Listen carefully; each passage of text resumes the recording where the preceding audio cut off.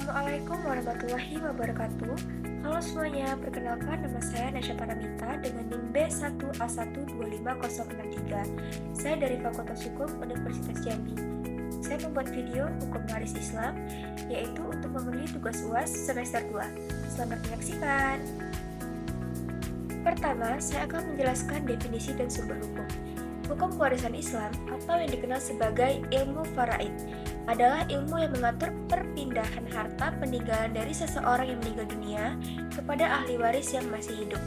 Sumber utama hukum ini adalah Al-Quran, khususnya surah An-Nisa ayat 7, 11, 12, dan 176. Lalu hadis Nabi, serta ijma dan ijtihad para ulama. Selanjutnya, saya akan menjelaskan asas-asas kewarisan Islam.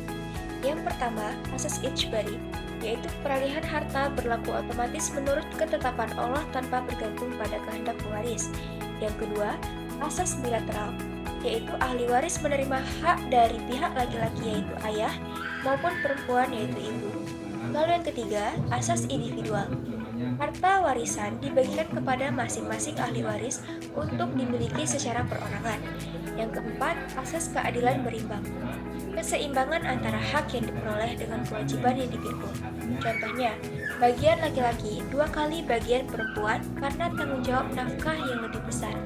Lalu yang kelima, asas akibat kematian. Warisan baru ada setelah pemilik harta meninggal dunia. Lalu, saya akan menjelaskan rukun dan syarat kewarisan. Nah, untuk terjadinya pewarisan harus terpenuhi yang namanya rukun. Ada orang yang meninggal, yaitu pewaris, ada ahli waris yang masih hidup, dan ada harta peninggalan, yaitu tirkah. Lalu yang kedua, adanya syarat. Meninggalnya pewaris, nyata atau secara hukum. Hidupnya ahli waris saat pewaris wafat, dan tidak adanya penghalang kewarisan. Selanjutnya, saya akan menjelaskan macam-macam ahli waris dan bagiannya. Secara garis besar, ahli waris terbagi menjadi 3, yaitu yang pertama, ashabul furud. Ahli waris yang bagiannya sudah ditentukan secara pasti dalam Al-Quran, yaitu 1/2, 1/4, 1/8, 2/3, 1/3, dan 1/5. Lalu yang kedua ada ashabah, yaitu ahli waris yang menerima sisa harta setelah diambil oleh ashabul furud.